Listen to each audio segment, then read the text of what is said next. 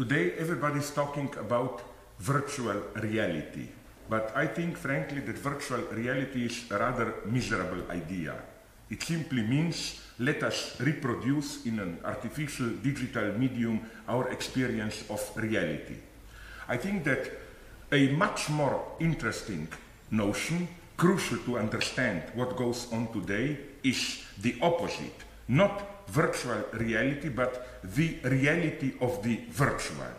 That is to say, reality. By this I mean efficacy, effectiveness, real effects produced, generated by something which does not yet fully exist, which is not yet fully actual.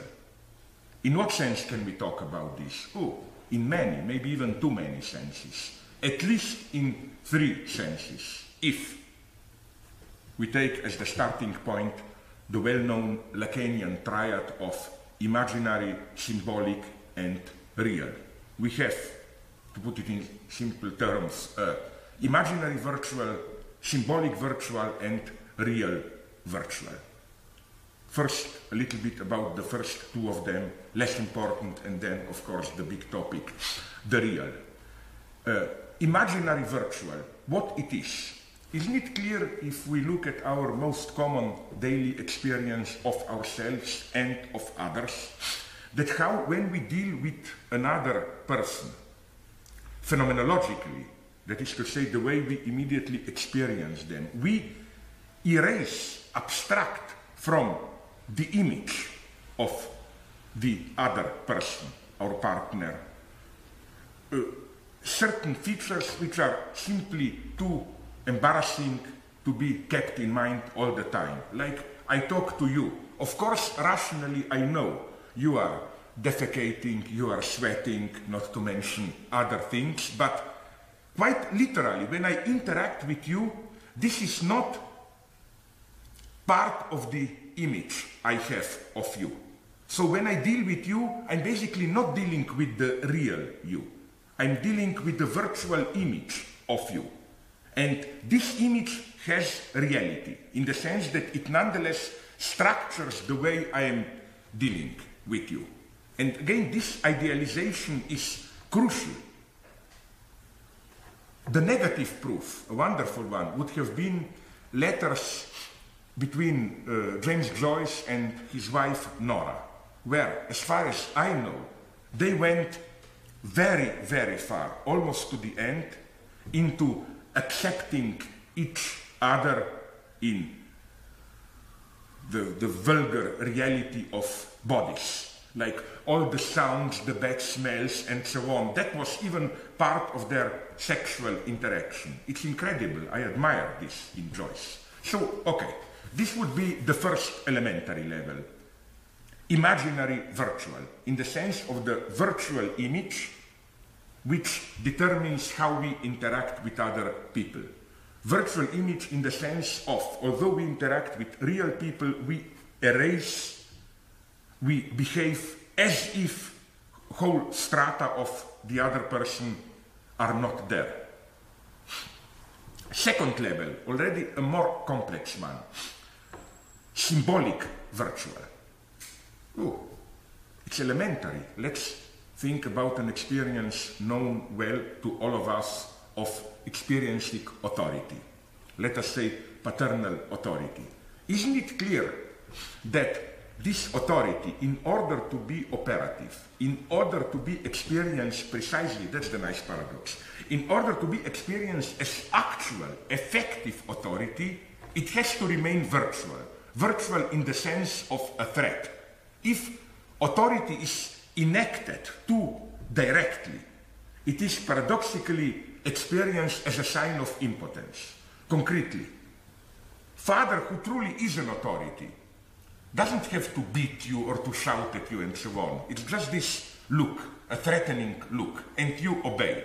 If your father loses his nerves and slaps you, starts to shout and so on, it can be physically painful, but let's admit it, there is always an aspect of something ridiculous, impotent. There is something of of a furious outburst of a puppet, of a clown in it.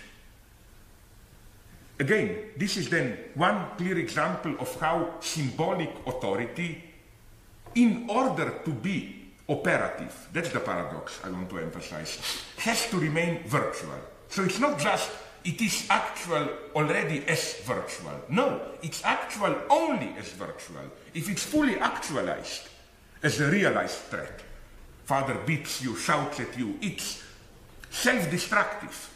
It undermines itself as authority. Another example of how the virtual dimension is operative at the symbolic level would have been beliefs. Are we aware to what extent our beliefs today are virtual? By virtual, I mean, in this case, attributed to others, presupposed. They don't actually exist. They are virtual in the sense that nobody really has to believe. We only have to presuppose another person to believe. Elementary example, which I'm almost embarrassed to mention. If you are a father, a mother, small children, Christmas. Of course, if somebody asks you, do you really believe in Santa Claus Christmas? You would say, no, I just pretend because of the children, it's not to disappoint them. But then we know how the game goes on and on. If you ask the children, they say, no, we just play that we are naive, not to disappoint our parents and to make it sure that we get the presents and so on and so on. But it's not only with children, it's even with our political life, I'm tempted to claim. Now in our so-called, wrongly so-called, I claim, because we believe more than ever, in our so-called cynical era, for example, I don't think anyone believes in democracy, but nonetheless we want to maintain appearances. That is to say, there is some purely virtual entity whom we do not want to disappoint, who has to be kept innocent, ignorant, because of whom we have to pretend. So the paradox is that although nobody effectively believes, it is enough that everybody presupposes someone else to believe, and the belief is actual. It structures reality. It functions. Again, the paradox is here then similar as the one of authority. It's not only that a belief which is a virtual belief, not belief of an actual person, but always attributed to other. Let's call it, along Lacanian lines, the subject supposed to believe. It's not only that a belief already as virtual, as merely presupposed, already is actual. I'm tempted to claim that many of our daily beliefs, in order to function socially as beliefs, have to remain virtual in this sense. Because if we believe too immediately, then I think it's again self-destructive for an ideology. We no longer appear normal subjects, we appear idiots. Like we all know how it is when we encounter somebody who takes too directly his or her religious beliefs or political beliefs. There is something monstrous about somebody who directly identifies with it. It is as if he or she is no longer a real person. It is as if he or she turns into a kind of a puppet. So I hope now these two levels are relatively clear. The first two levels of virtuality: imaginary virtuality, symbolic virtuality. But now, of course, the true treasure is waiting for us: real virtuality. So, the real virtual. Well, the problem here, the catch, of course, is the notion of the real. So, this may appear boring, but we have to go again through the triad imaginary, symbolic, real. Because when Lacan defines this triad as the triad of a not, it means that they are literally interwoven, in the sense that the entire triad is reflected into each of the three terms, which means, to put it bluntly, that there is, again, imaginary real, symbolic real, and real real. What would be the imaginary real? Images, but images which are so strong, so traumatic, that they are real, too strong to be perceived, but still images. Simply think about incredible, breathtaking catastrophes, think about monsters, think about precisely what in science fiction or horror is called the thing. Think about movies like Alien, these terrifying creatures too strong to be directly confronted, but nonetheless it's imaginary because it's an image which is too strong to be confronted. Even if you cannot confront it, we are still moving at the imaginary level. That would be the imaginary real. Then the symbolic real. It's simply, for example, scientific discourse, scientific formulas like quantum physics. Why is this real? For a simple reason. The minimum definition of the real for Lacan is that which resists symbolization, inclusion into our universe of meaning. And isn't it that precisely which happens, for example, with quantum physics? What is quantum physics? Formulas which work, experimentally confirmed, and so on, but we cannot translate them into our daily experience of ordinary reality. As we all know, this is what is so traumatic about quantum physics. We literally cannot understand it. Not in the sense that we, common people, idiots, cannot understand it, only a couple of scientists can. Even they cannot. In what sense? In the sense that it just works, but if you try to build a consistent ontology out of it, again, you get meaningless results. You get time running backwards, you get parallel universes or whatever. In other words, you get things which simply are meaningless with regard to our ordinary notion of reality. So this would be symbolic real.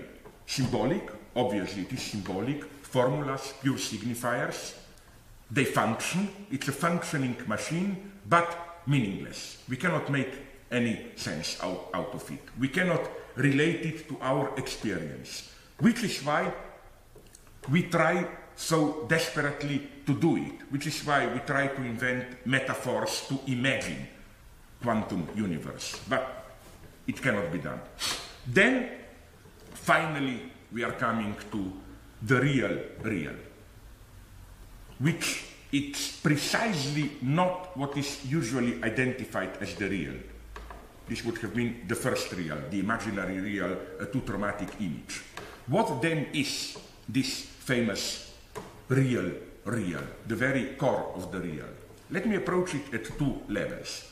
The first level is still relatively close to the symbolic order. It would have been all that accompanies the symbolic level as its obscene shadow. Think about army units, how they function. You have discipline, symbolic machine, symbolic order, drill, and so on. But as we all know, this is sustained by a kind of obscene, shadowy reality of, among other things, so-called marching chants. In every movie about the Marines, you hear them. These songs which are extremely interesting songs that soldiers sing by their training, marching, because they are characterized by meaningless rhymes combined with sadistic or sexually perverse obscenities. One example that I remember, I think it is from An Officer and a Gentleman, the movie where Marines are singing something like, I don't know, but I was told that Eskimo pussies are rather cold. The enigma is, again, why does the military discourse need this? So this would be one level, this shadowy virtual reality of affects which has to accompany the official discourse.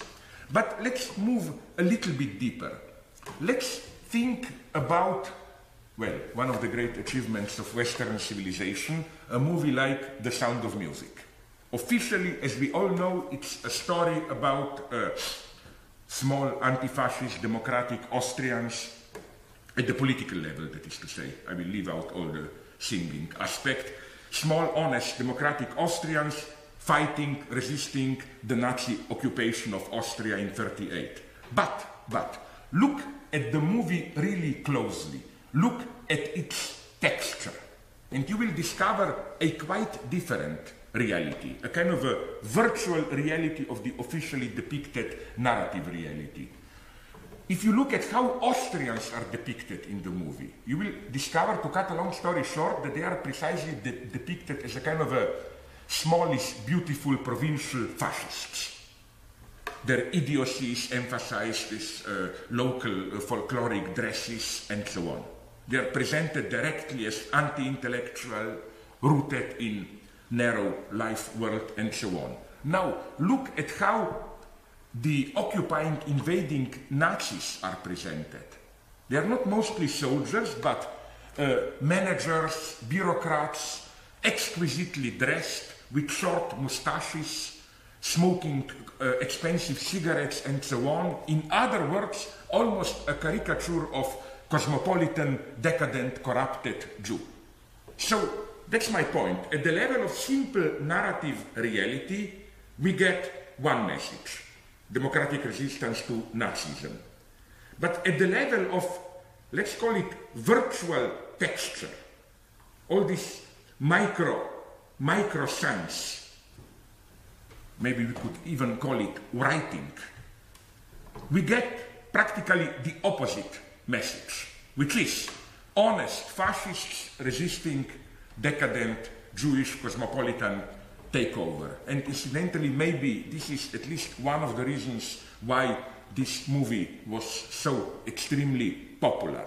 While officially agreeing with our democratic ideology, it at the same time addresses our secret fascist dreams. But let's take a more serious example.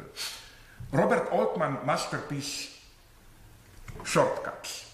Again, at the narrative level, we get a simple story, or rather 9, 10 stories, parallel stories, depicting the desperate everyday life of Los Angeles, LA middle classes. It's a portrait of today's alienation, solitude, and so on. But again, the very texture of the film, I claim, is a much more optimistic one. It's a kind of celebration of this magic of contingent encounters generating unexpected effects of meaning. So I think that in a similar way to how we should read Sound of Music, it is wrong to read Shortcuts simply as kind of a social critical piece. There is another much more optimistic, life-asserting even level. So, to provide the formula of this real virtual, let me refer to a recent paradoxical statement by none other than Donald Rumsfeld. I think that this statement was an important contribution to contemporary American philosophical debate. This happened in March 2003, just before the war on Iraq, where Rumsfeld elaborated the relationship between known and unknown. First, he said there are known knowns. There are things we know that we know, like we knew at that point that Saddam was the president of Iraq. Okay, everything clear. Then he went on, there are known unknowns. There are things that we know that we don't know. The idea was, for example, we know that we don't know how many weapons of mass destruction Saddam has. Okay, now we know he had none. Doesn't matter. At that point, it appeared like this. Then there is the unknown unknown. Things we don't know that we don't know. Things which are so foreign, so unimaginable that we even don't know that we don't know. For example, maybe Saddam had some unimaginable, totally unexpected weapon. And here, unfortunately, Rumsfeld stopped, because I think he should have gone on, making the next step to the fourth category, fourth variation which is missing, which is not the known unknowns, but the unknown knowns. Things we don't know, we know them. We know them, they are part of our identity, they determine our activity, but we don't know that we know them. This is what in psychoanalysis, of course, is called unconscious. Unconscious fantasies, unconscious prejudices, and so on and so on. And I think that this level is crucial. To refer to previous two examples from movies, in The Sound of Music, what we directly know is that it's a movie about anti-fascist resistance of modest, honest Austrians. What we don't know that we know is that it's also the opposite. That it's the movie about fascists resisting the Jewish takeover. And the tragedy of today's American politics, I think, is that precisely they are not aware of these unknown knowns, which is why there was a deep truth in one of the statements of that unfortunate Iraqi Minister of Information.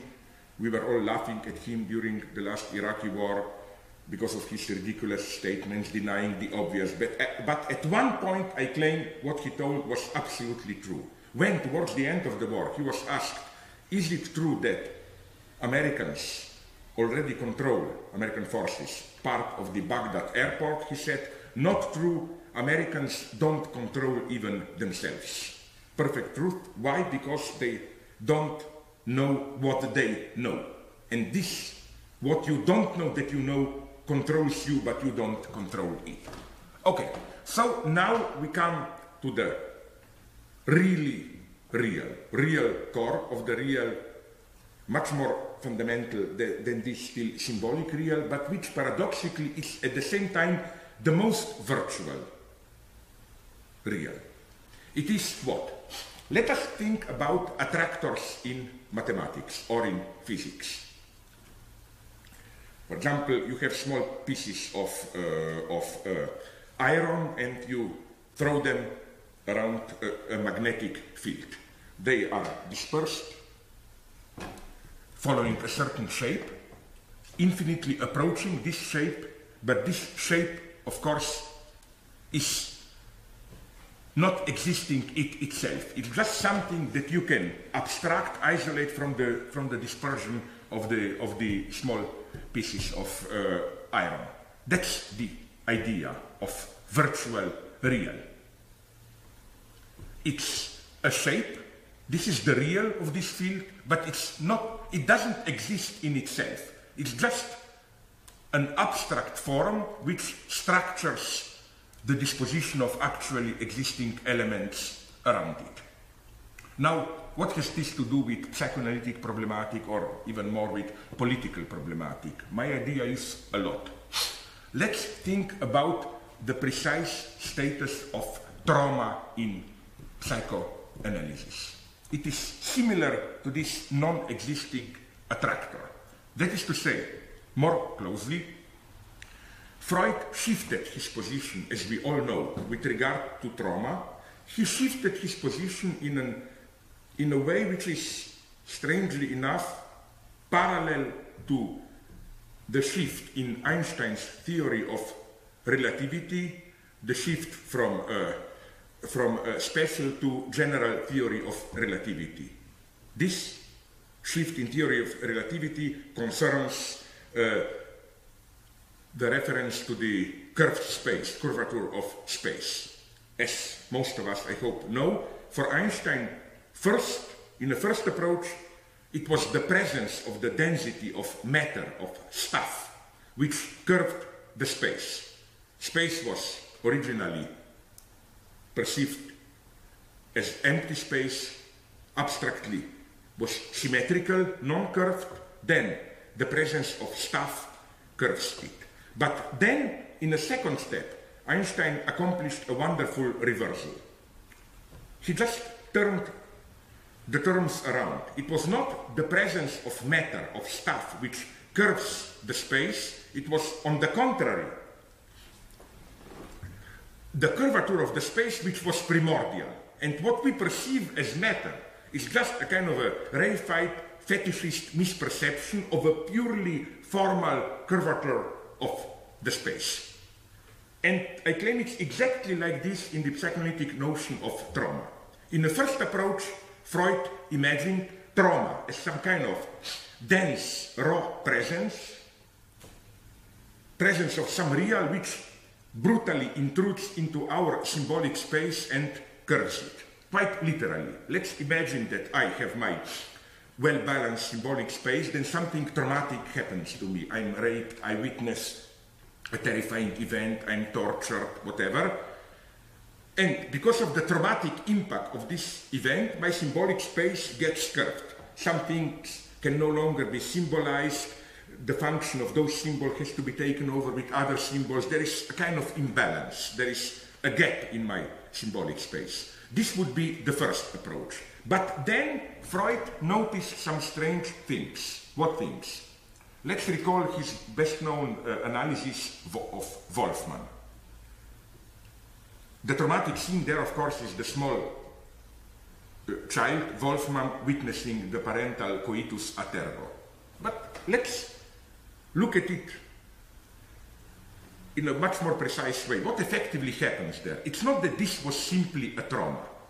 As a small 1.5-year-old child, Wolfman did not find anything traumatic in this scene. He just perceived it and stored it. It was 3-4 years later when Wolfman started to develop his theories, infantile theories of sexuality, and because he was not able to account for sexuality, in other words, because the symbolic space of his sexual theories was curved, it is only at this point that he resuscitated the traumatic scene.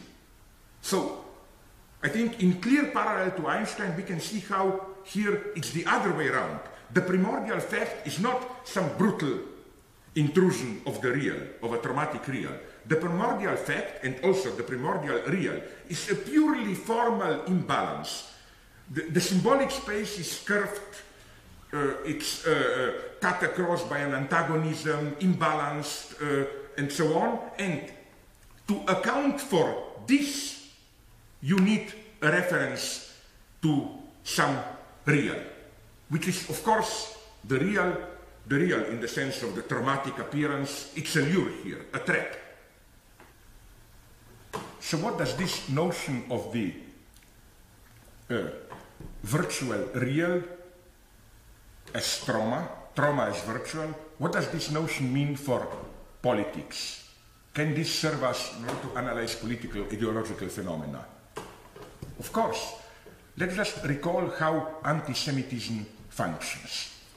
In its fascist version, anti-Semitism, or rather the figure of the Jew, the Jewish plot, is precisely an external trauma which brutally intrudes, disturbing social balance, curving, as it were, the social space. Society was supposed to be harmonious, balanced, then Jews intervened, distorted its, as it were, natural order. But of course, here at least we should be Marxist and turn things around. It's not that there is disorder, antagonism, disintegration, class struggle because of the Jews. Class struggle, or more generally social antagonism, comes first. That is to say, social space is in itself already curved, imbalanced. And in order to imaginarily, in an imaginary way, account for it, we invent the figure of the Jew. That is to say, we project the cause of it into the figure of the Jew. Even at a more fundamental level of today's economic constellation, I think that this notion of real as virtual, can help us to critically reject a category which is more and more popular with politically correct post-colonial authors, the notion of so-called alternate or alternative modernity. The idea is, to put it simply, the following one. Of course, there are inconsistencies, antagonisms, repressive potentials in the notion of modernity, which ultimately means, of course, capitalism as the force of modernity. But, so the story goes, these antagonistic, repressive elements are not part of the very concept of modernity, but are only limited to the Anglo-Saxon, West European model of modernization. Why then should there not be other alternate modernities where you can have modernization but without these alienating effects which characterize Western European process of modernization, without socially disruptive processes, without alienation, without exploitation, without ecological catastrophes, and so on and so on. And then, of course, it's free for grab. Anybody can have his or their own modernity. You can say we can have then Latin American modernity as alternate modernity, we can have African modernity, we can have Asian modernity, whatever. So what is the problem with this approach, which is basically an approach of historicist nominalism? Because the underlying logic is that infamous pseudo-deconstructionist logic of there is no modernity as such. There are only particular modernities, like West European, African, Latin American, and so on and so on. Of course, this is true. The problem is elsewhere. The problem is that through this nominalist reduction, again, by claiming that only particular modernities effectively exist, the side of antagonism is reduced to only one particular modernity. It is no longer modernity as such, which is characterized by antagonism imbalance. Imbalance is dismissed as just pertaining to a certain particular species of modernity. And what is problematic with this? Well, to put it very simply, did we not have already in the early 20th century, in the first part of the 20th century, one big, well-known project of alternate modernity? It was called fascism. Fascism was precisely the first big attempt to build an alternate modernity. That is to say, to have the process of modernization, industrial development, and so on, but without paying the price of alienation, social disintegration, and so on and so on. What should we then oppose to this model? We should oppose to it the idea that some antagonism, we can call it by different names. Marxists would have called it, traditional Marxists would have called it class struggle. Frankfurt School would have called it dialectic of enlightenment. But the idea being that there is some antagonistic potential in the very project of capitalist modernity. That is to say that all these phenomena that we deplore, wars, violences, concentration camps, new fundamentalism, you name it, that all this is not simply a regression, or as Habermas would have put it, a sign of modernity as an unfinished project, but is part of the very project of modernity. This is what gets lost. Which is why I think that although it wants to be historicist, critical, this idea of reducing the antagonistic aspects of modernity to just one particular form of modernity is deeply ideological, because it saves unblemished the general notion of modernization. What we should insist on is, on the contrary, as I've just said, that there is an antagonism inherent to the very universal notion of modernity. And now I'm coming to my point, so that the particular species of modernity are not just examples or exemplifications of their universal genius, of their universal notion, but they are in a way reactions to it. They fight it. Modernity as a universal notion, names a certain deadlock, a certain antagonism, and particular, really existing forms of modernity are attempts to resolve this deadlock, to solve the problem. Liberal capitalism, as one form of modernity, wants to solve the deadlock of modernity in a certain way through market freedoms and so on. Fascist modernization in a different way. Latin American modernization in a different way.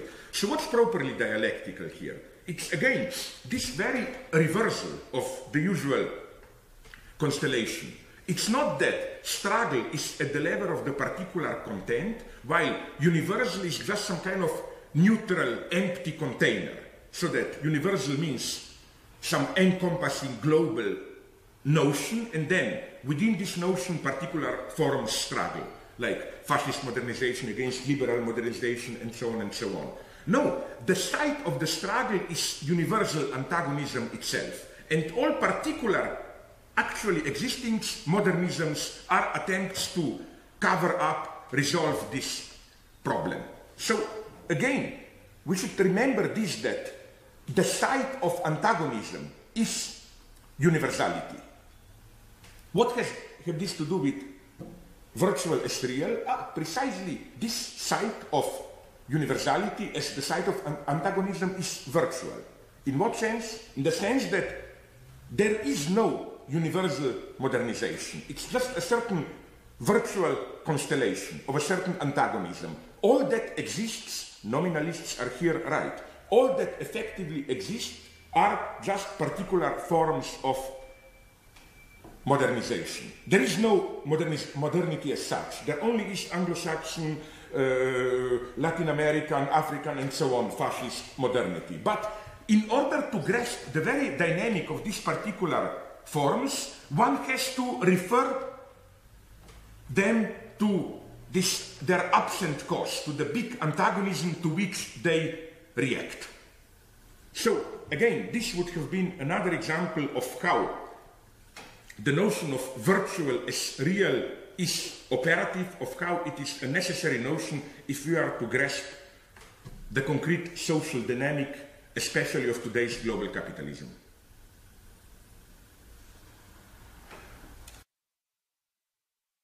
So the conclusion to be drawn from all this is that the category of the real is ultimately a purely formal category. It's not a category of some formless content, disturbing order. It's a pure structural gap. It's an entirely non-substantial category.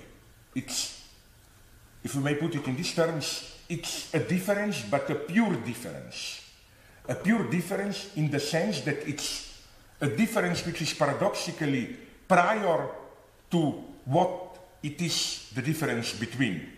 So it's not that we have two terms and there is a difference between the two terms. Paradoxically, the two positive terms appear afterwards as attempts to dominate, cover up the tension and so on of this difference. Again, how can this be?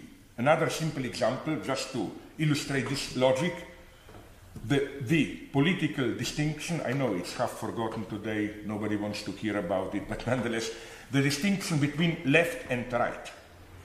The first thing that strikes the eye about this distinction, if we take it seriously, is that it's not just a distinction within a certain social whole. It's not that in a certain society, if we take into account all political forces, we can say these are right-wing forces, these are left-wing forces, and then all the intermediate phenomena in between, center, center-left, center-right, whatever you want. It's different. It is that if you ask a right-winger how is the entire social field structured, you will get a totally different answer than if you ask a left-winger, or, for that matter, if you ask a centrist. To simplify it, a right-winger will tell you that society is an organic, harmonious unity, at least the traditional right-winger, and that left radicals are external intruders. What is anathema for a radical conservative is the idea that there is an antagonism and imbalance inscribed into the very heart of the social edifice. For a left-winger, the struggle is admitted as central. So again, the point is that there is no neutral way to define the difference between left and right. In itself, it's a void. It's just that you can approach it either from the leftist or from the rightist point of view. And incidentally, for Lacan, it's exactly in the same way that also sexual difference functions. Sexual difference is not a difference between the two species of humanity in general, but it's the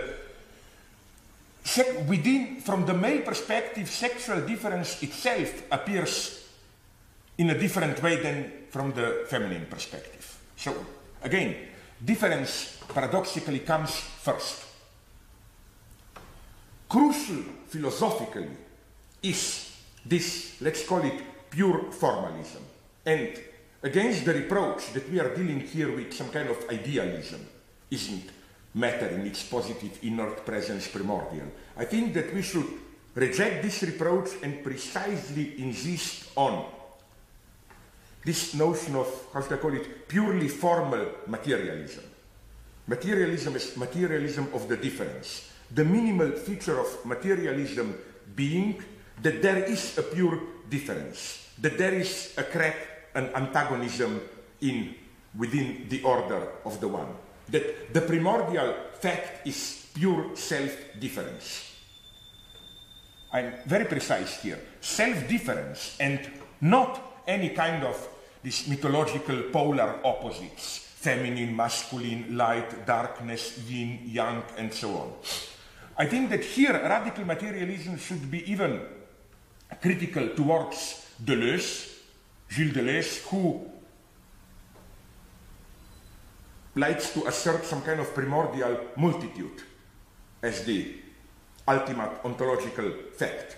From the radical perspective I'm advocating, multitude already is an effect of the inconsistency of the one with itself, of the fact that the one cannot coincide with itself. Or to put it in a slightly different way, we do not have some primordial polarity, like masculine, feminine, light, darkness, and then we can play all these new age agnostic games of how in our era we put too much accent on one pole and we have to reestablish the balance, like we are too rational masculine, let's put more accent on the feminine emotional side, whatever. No, it's more radical.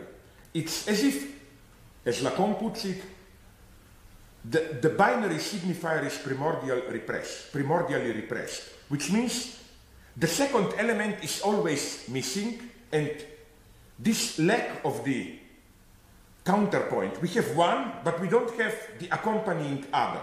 And this original imbalance then sets in motion the generation of multiplicity.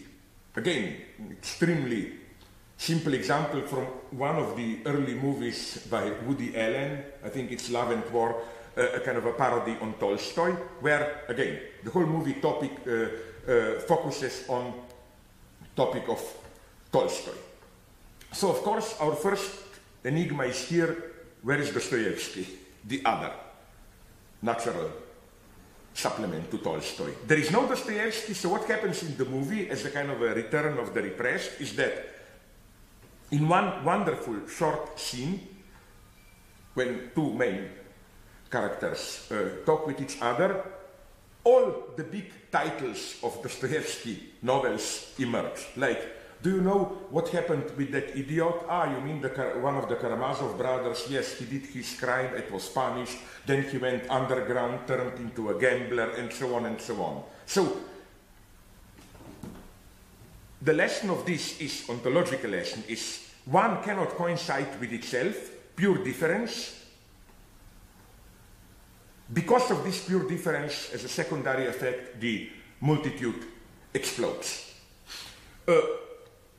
So, again, against the usual reproach, is this not idealism? I would say that today it is rather idealism which is materialist. today's opposition, I'm tempted to claim, between materialism and idealism is that today's idealism, or rather spiritualism, clings to this famous density, inertia of experience, of matter, of earth, of the stuff. No wonder that the greatest, arguably, spiritual movie director, the Russian Tarkovsky, was at the same time practically obsessed by the topic of inertia of matter, density of matter, matter in decay. In his films, when heroes are praying, they don't pray looking upwards. They pray by sometimes literally immersing their heads into mud, with close contact with earth. So I think the thing to do today is to oppose to this kind of spiritual materialism, the pure formalism of true radical materialism, which is why, for me, quantum physics is ultimately a deeply materialist theory, where you don't need any positivity of matter. You can do everything with purely formal oscillations and so on. So again, back to this central insight that difference comes first. Difference, how to think a difference which is prior to the elements it is the difference of. Immanuel Kant, in his in his early writings, introduces here a crucial distinction. A very strange but clear distinction. A distinction between negative judgment and indefinite judgment. That is to say, as Kant puts it, it is not the same thing to say you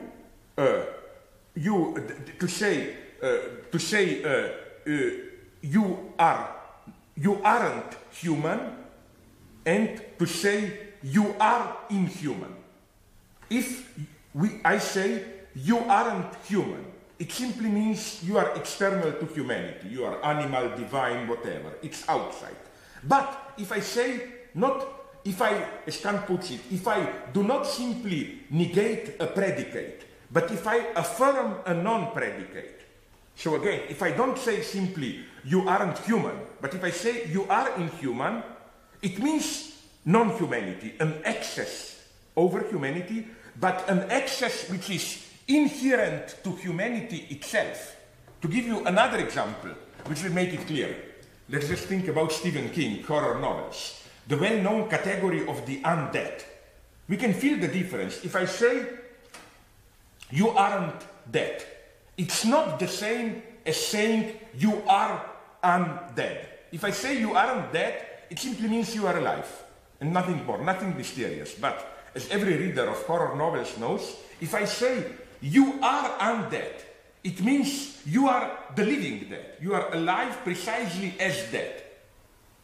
Immanuel Kant's point is that human freedom has exactly such a status. It's something which is neither nature, animals are not free, they are enslaved to their instincts, nor culture. Culture is already symbolic law, symbolic regulation. But the conclusion to be drawn from Kant and consequently from Freud and Lacan is that what cultural symbolic prohibitions try to regulate, to master, to dominate, to domesticate, whatever you want, is not directly nature, natural instincts, but it's this zero-level inhuman excess, to use Lacan's pun, the extimate kernel of humanity. The inhuman dimension in exactly the same sense in which we talk about the undead. Not inhuman as external to humanity, but a monstrous excess or some radical wild freedom which is inherent to humanity itself. So again we have this paradox that the difference between nature and culture is a level of its own, is neither nature nor culture. It's some kind of crazy excess. So what would then a politics of pure difference be? Well, first, per negationem, what it would not be. It would definitely not be what emerges today more and more as the ultimate horizon of the political, the so-called identity politics, or more broadly, the politics of recognizing the differences, of tolerating differences. What is for me problematic in this multiculturalist, tolerant politics and so on, it's not just the vulgar fact that they effectively, even if they deny it, neglect economic struggle.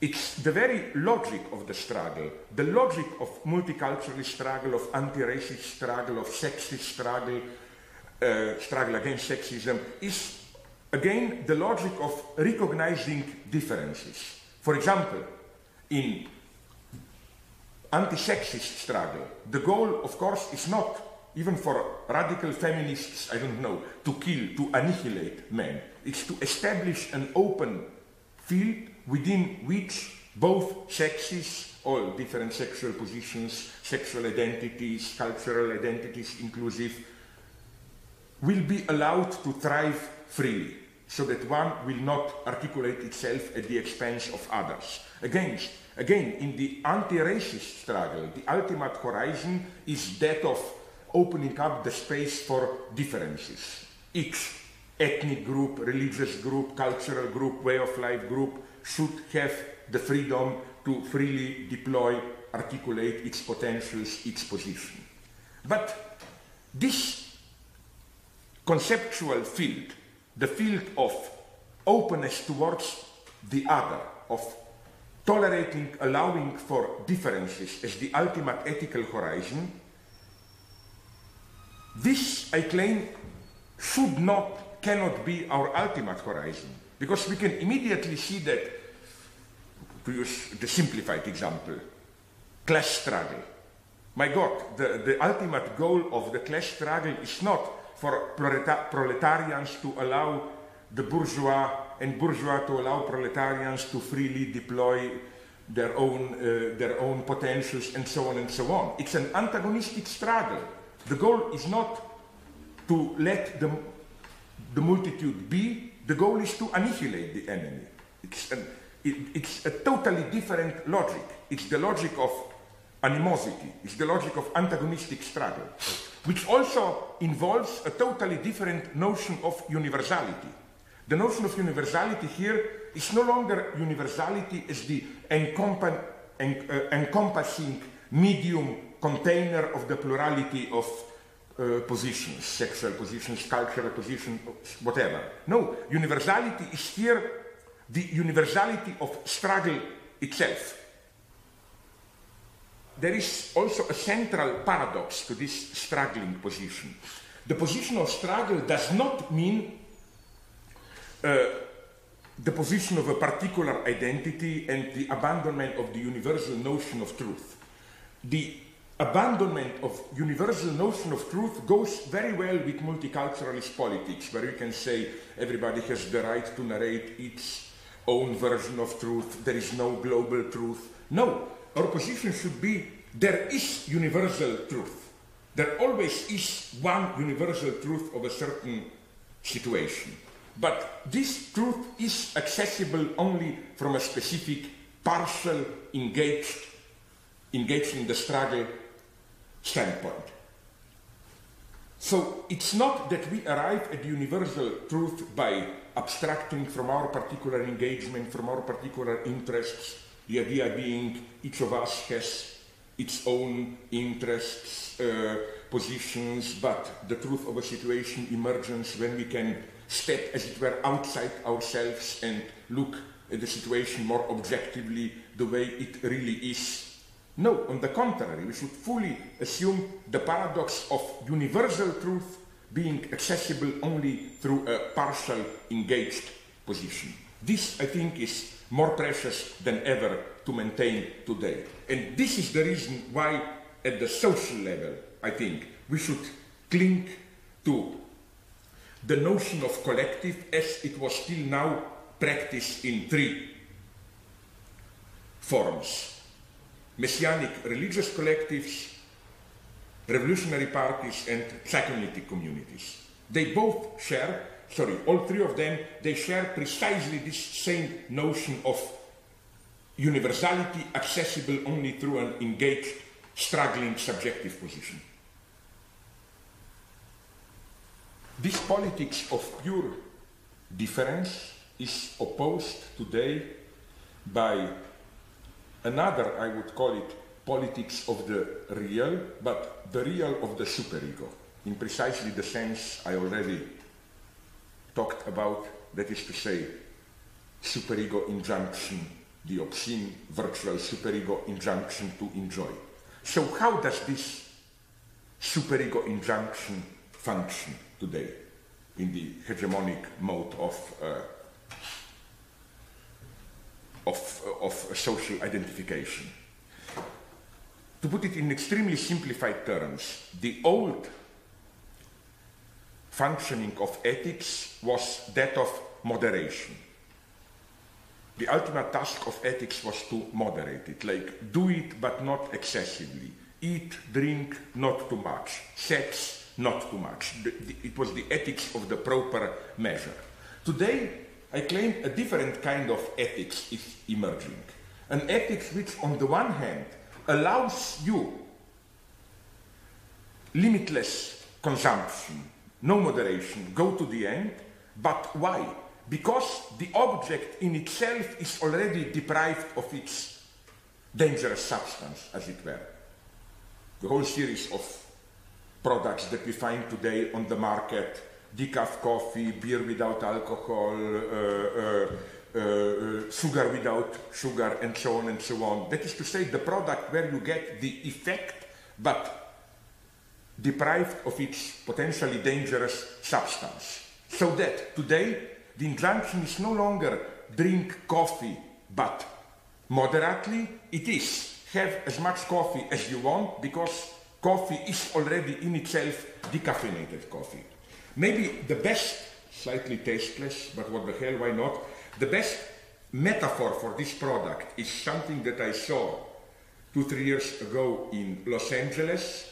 It's the paradox of a chocolate laxative. Of course, chocolate being that which gives you constipation. With the publicity, I remember it, still constipated, not a problem, eat more of our chocolate. So that's the paradox, that the chocolate is already its own remedy, in a kind of almost Hegelian direct coincidence of the opposites. So why is this interesting? Precisely because I claim it's not limited only to phenomena of commodities. What interests me is how we can locate the same logic, also the same paradoxical logic of a product being its own counter effect already, and also within the social field. For example, let's take the big topic of tolerance. What does it mean? I claim it has precisely the structure of chocolate laxative. That is to say, tolerance is a mode of appearance of its own opposite, of intolerance. Because what does it mean, tolerance, today? It means tolerate the differences, which again means don't harass me. Tolerance means tolerate me, means don't harass me. What does it mean, don't harass me? It means precisely don't come too close to me. If you come too close to me with your excessive enjoyment, you disturb me, you harass me. So we have then this idea that practically everything can be a form of harassment. I look at you, it's potential sexual harassment. I speak too loudly, it's verbal harassment, whatever. Everything, every over proximity of another human being can be potentially a form of harassment.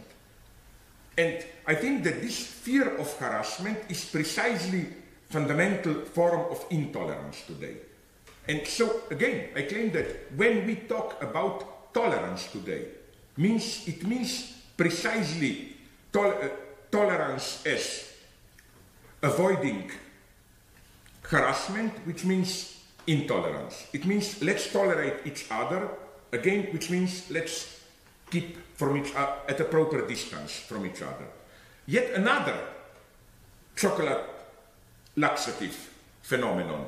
Isn't it the way we deal with wealth today. The exemplary figure today for me here is somebody like George Soros. Half the day he engages in the most ruthless financial exploitations, ruining the lives of hundreds of thousands, even millions. The other half, he just gives part of it back. So the morning is chocolate, the afternoon is laxative, like, involved in all these human aid programs and so on, political democratization and so on and so on. So again, instead of simply not engaged in ruthless speculation, he does it, but then includes counteraction. And even more radically, is it not exactly the same with war today? I think that Ulrich Beck, the German sociologist, was well justified in inventing the term militarist pacifism or humanitarian militarism, for what goes on today, where all the wars are declared as wars for peace. It's not only that their ultimate goal is defined as to bring peace into Iraq, to remove the threat of war, and so on and so on. It's even more radically. It is that the war operation itself resembles more and more a kind of humanitarian intervention to help the people there.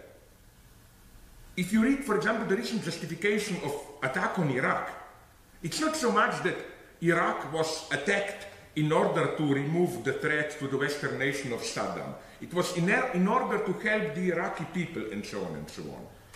No wonder then that the ultimate chocolate laxative, no wonder that the concentration camps, as George Agamben claims, the typical exemplary case of a 20th century collective, has precisely these both aspects. Again, chocolate laxative structure. The aspect of isolating the enemy, Guantanamo or whatever, and the aspect of concentrating people in order to provide them with humanitarian aid. So, what this means are two things. First, I don't think that it is justified to talk today about consumption. We live in a society of consumption and so on. On the contrary, I claim, we consume less than ever, if consuming means taking the risk, really opening yourself. Which is why, incidentally, we are so afraid of smoking. I claim it's not simply medical results and so on. What is so terrifying in smoking is somebody really consuming the smoke with all the dangers this involves. I think that the true consumers today are drug addicts, chain smokers, and so on. And they are the figures of horror today, if anything. Again, the structure is that of chocolate laxative, which is why we are all looking, even at this level, for products which would be already a kind of decaf coffee. Which is why I think marijuana is so popular, because it's kind of decaf opium, de facto. No opium without opium. You can have it, but deprived of its dangerous substance. So, to conclude this brief reflection, I would say that today the fundamental, as it were, ethical injunction, the injunction society bombards us with, is no longer the injunction to control yourself, to repress your strivings or whatever. It's on the contrary, the injunction to enjoy it, to go to the end. This is what we feel guilty about today. And this, I think, also changes fundamentally the role of psychoanalysis. It does not make it outdated, it's more actual than ever. Only its function fundamentally changed.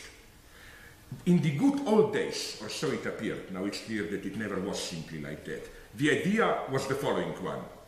Let's say you are sexually frustrated because you internalized some paternal or other prohibitions, you cannot enjoy sex, and the function of psychoanalysis is to release you of the pressure of this internalized prohibition, so you can let yourself go, you can enjoy. And in other words, you feel guilty if you transgress social prohibitions in order to enjoy. Today, it's almost the opposite. You feel guilty if you cannot make it, if you cannot enjoy. And we shouldn't take here enjoyment just in the immediate sense of sex, sexual pleasure, of drinking, whatever. It can be enjoyment of power, social success, professional success. It can be even spiritual enjoyment in the New Age sense, Gnostic sense of realizing your ego and so on and so on. What we are getting today is that you feel guilty if in this sense you cannot enjoy yourself. So this brings us, I claim, to a double function of psychoanalysis today. A, its message is not relax, get rid of prohibitions. Its message is, as Alain Badiou put it in wonderful terms, you should learn to become a pitiless censor of yourself. The role of psychoanalysis today, it's not to enable you to enjoy, but to open up a space in which you are allowed not to enjoy. That's the fundamental message of psychoanalysis today. You are not obliged to enjoy. You are allowed not to enjoy, which of course, it's not the same as saying you are prohibited to enjoy. Just you are allowed not to enjoy.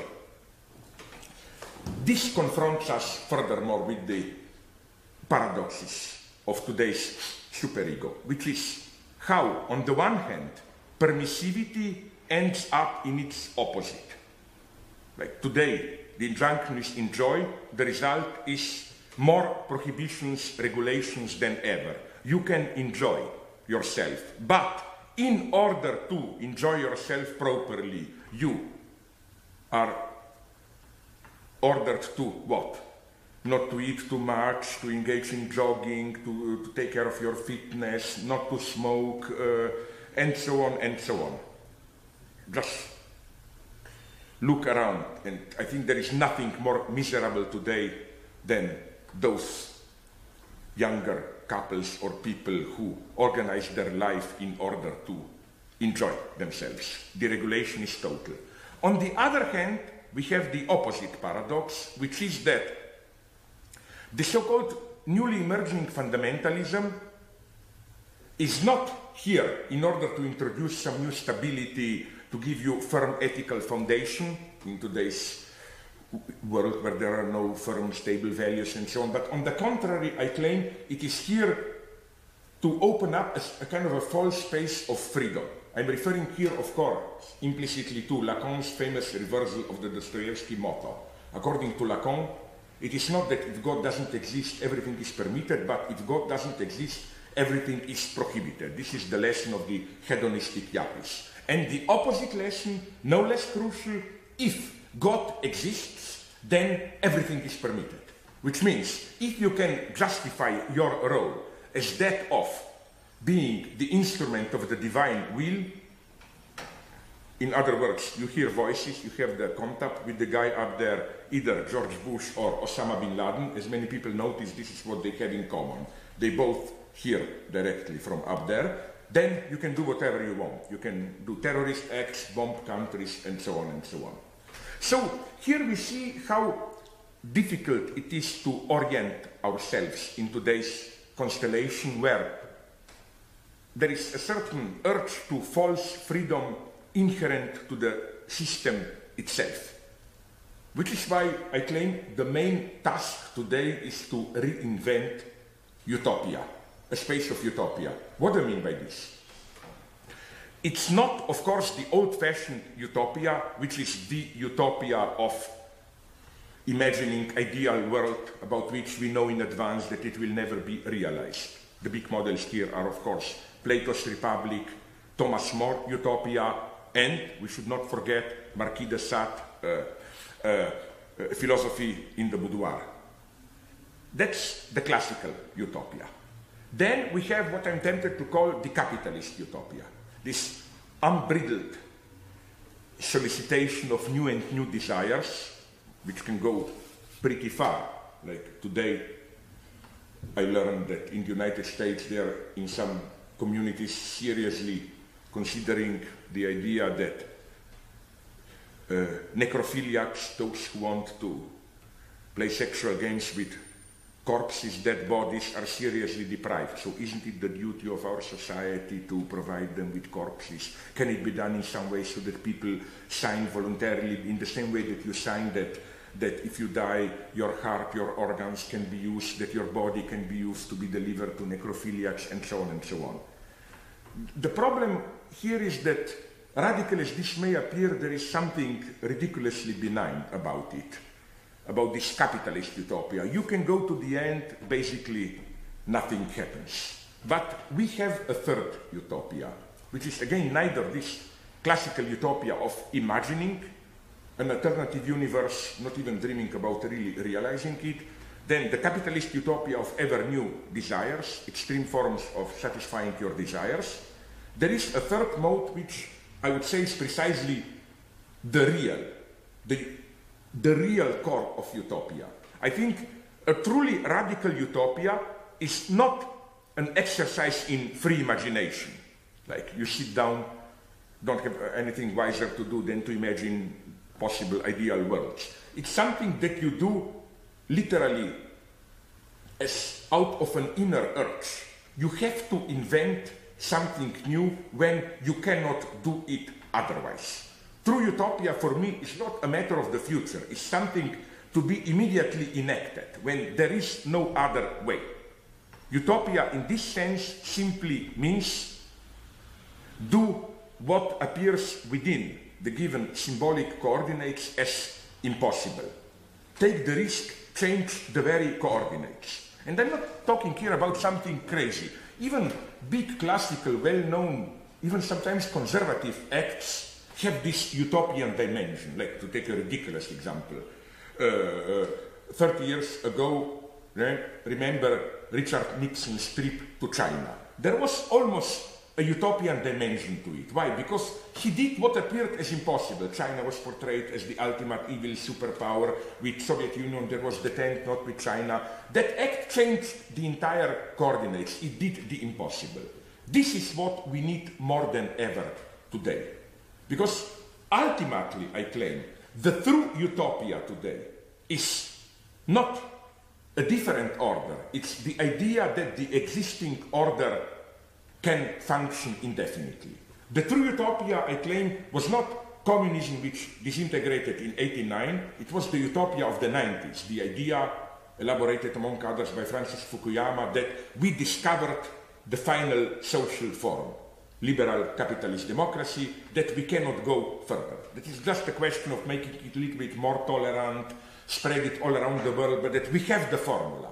And I think that if there is a symbolic meaning to September 11th, is that the time of that utopia is over. The real of history is back. Which is why today the urge is not to be terrorized by the so-called post-political politics, which tells us ideological times are over, all you can do is just to play the realistic game of accepting the trends and so on and so on. We should dare to enact the impossible. We should rediscover how to not imagine but enact utopia. The point is not again about planning utopias. The point is about practicing them. And I think this is not a question of should we do it or should we simply persist in the existing order? It's much more radical. It's a matter for survival. The future will be utopian or there will be none.